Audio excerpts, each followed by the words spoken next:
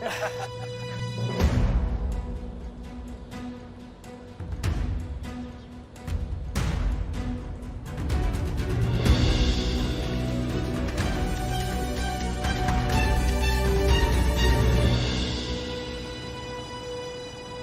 baka kaya naman ikaw natatakot kasi pag nagkatuluyan si Attorney Alon at Attorney Ira, ma-itsipwera ka na ng sister mo.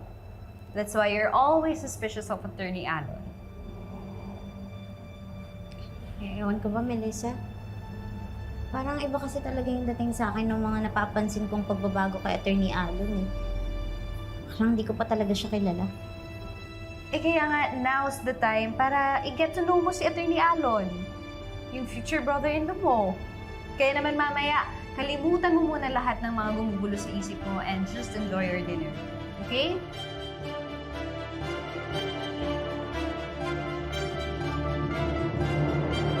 Nakapagod to, par. Kailangan eh. Kailangan kita ng pera. Bale, tiba-tiba tayo pagkatapos nito, par. Mabibili ko na yung gusto ko. Madadala ko rin yung pamilya ko sa ibang bansa. Ang Patricia naman, papaloko kay boss. Bandang uli. Silang dalawa pa magbabatayan yan.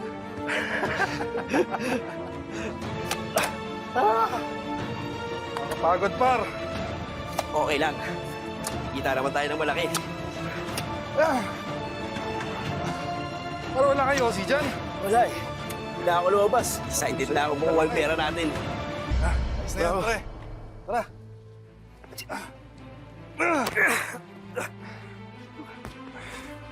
Nakakapagod to. Tara, kunin natin yung bangkay. Tingnan natin.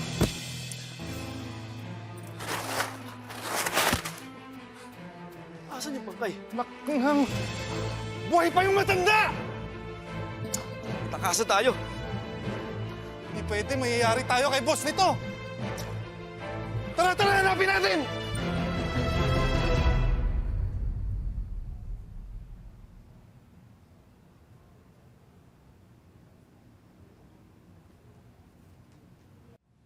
Sheila!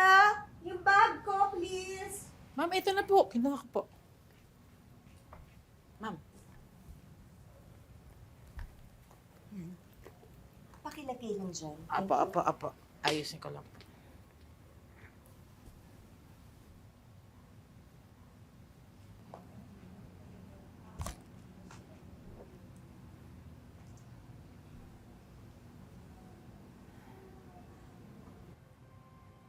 Trisha?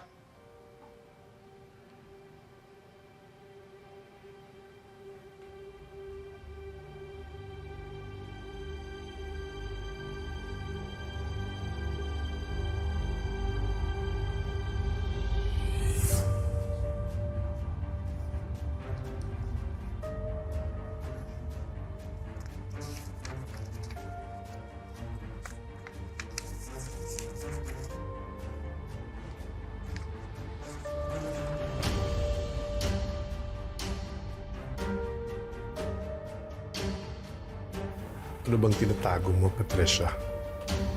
Ano to? Bakit ganito? Saan mo ginagamit ang pera? Where's your mom? Paano ko magkasama kayo? No, I wasn't with her.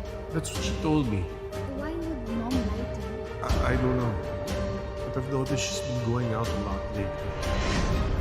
Ano bang ginagawa mo?